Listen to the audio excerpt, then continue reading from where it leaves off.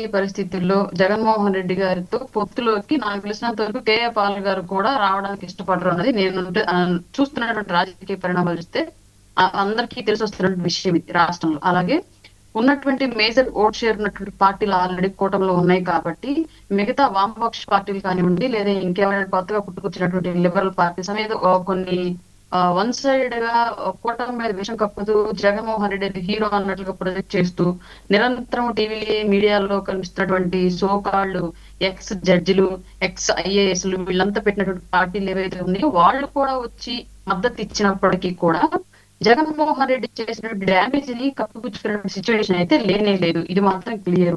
మరలా జగన్మోహన్ రెడ్డి గారు పొత్తులు పెట్టుకొని వచ్చిన, పొత్తులు లేకుండా వచ్చిన అధికారంలోకి వచ్చేటువంటి పరిస్థితులు ప్రస్తుతం ఉన్నటువంటి ఆంధ్ర రాష్ట్ర రాజకీయాలు కనిపించట్లా. ఇది కూడా క్లియర్. కారణం ఏంటి అంటే, ఒకటి, ప్రజలు గత 5 ఏళ్ల పాటు జగన్మోహన్ రెడ్డి యొక్క పరిపాలనా విధానం ఎలా ఉండిద్ది అనేది చూడడం, దాంతో విసుగు చెంది ఉండడం ఒక కారణం అయితే, రెండవది ఈ రోజు కూటమి అధికారంలోకి వచ్చిన తర్వాత పూర్తిగా భవిష్యత్ ప్రణాళిక మీద, అలాగే ప్రస్తుత రాష్ట్ర ఆర్థిక పరిస్థితుల మీద దృష్టి పెట్టి దాని మీద పెద్ద ఎత్తున ఫోకస్ చేసి పనిచేస్తూ ఉండడం రెండవది.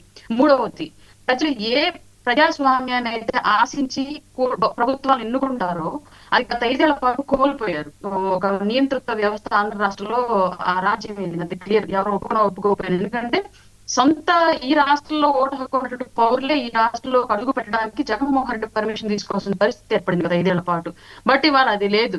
స్వేచ్ఛగా వైసీపీ వాళ్ళు కూడా ఇప్పటికీ మా మీద కత్తులు దువ్వుతూ నరుకుతాము, చంపుతాము అని చెప్పేసి వాక్ స్వాతంత్రాన్ని ఉపయోగించుకునే స్థాయిలో ఈ రోజు ప్రజాస్వామ్యం ఆంధ్ర రాష్ట్రంలో ఉంది. కాబట్టి ఇవన్నీ చూస్తూ ఉన్న క్రమంలో ప్రజలు ఎవరూ కూడా మరలా ఏదైతే గత ఎన్నికల్లో 40% ఓటు బ్యాంక్ ఈవీఎంలో నమోదయ్యిందని చెప్పేసి వైఎస్ఆర్సీపీ పార్టీ చెప్పుకుంటూ ఉందో, ఆ 40% ఓట్ షేర్ల నుంచి ఇంకా డివైడ్ అయ్యి కూటమికి వచ్చి యాడ్ అయ్యేది ఉండిద్ది తప్ప, కూటమి నుంచి డివైడ్ అయ్యి లేదంటే కూటమి వ్యతిరేకించి వెళ్లి జగన్మోహన్ రెడ్డి గారిను, లేదంటే జగన్మోహన్ రెడ్డి గారితోటి పొత్తులోకి వెళుతున్నటువంటి పార్టీలను అనుసంధానంగా వాళ్ళని గెలిపించేటువంటి సిచ్యువేషన్ అయితే రాదు.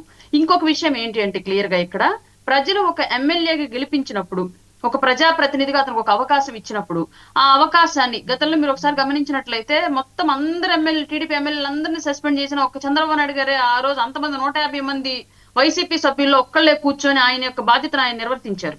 అలాగే మీరు గతంలో ఇంకో కొన్ని సందర్భాలు చూసినట్లయితే సిపిఎం నుంచి, సిపిఐ నుంచి ఒక్క ఎమ్మెల్యే గెలిచినప్పటికీ, లేదా బీజేపీ స్టార్టింగ్ లో ఒక్క ఎమ్మెల్యే గెలిచినప్పటికీ కూడా వాళ్ళు క్లియర్ గా వాళ్ళ బాధ్యతను వాళ్ళు నిర్వర్తించారు. మా పార్టీ యొక్క నిబద్ధత ఇది, మాకు ఇచ్చినటువంటి నాయకత్వం యొక్క లక్షణాలు ఇవి అని చెప్పేసి వాళ్ళ యొక్క రిప్రజెంటేషన్ ని అసెంబ్లీలో చూపించారు. బట్ ఇవాళ వైసీపీ టైంలో 11 మంది గెలిచినప్పటికీ కూడా పార్టీ అధ్యక్షుడు ఏ నిర్ణయం తీసుకుంటే ఆ నిర్ణయం ప్రకారం పాపం మిగతా 10 మందికి ఇష్టం ఉన్నా లేకపోయినా వెళ్లాల్సిన పరిస్థితి ఏర్పడింది.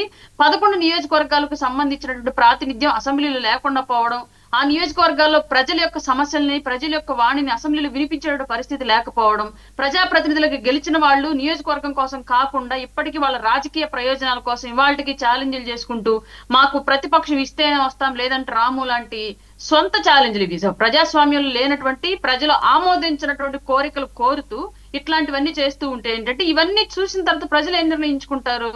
రాజకీయాలకు అన్ఫిట్ క్యాండిడేట్ కాబట్టి గత 5 ఏళ్ల పాటు ఎలాగో మోసపోయి అవకాశం ఇచ్చాము, ఇక ఇవ్వాల్సిన అవసరం లేదు అన్నటువంటి సంకేతాలను అయితే క్లియర్ గా వాళ్ళ పార్టీ అండ్ వాళ్ళ పార్టీ నేతలే ప్రజలకు పంపిస్తున్నారండి.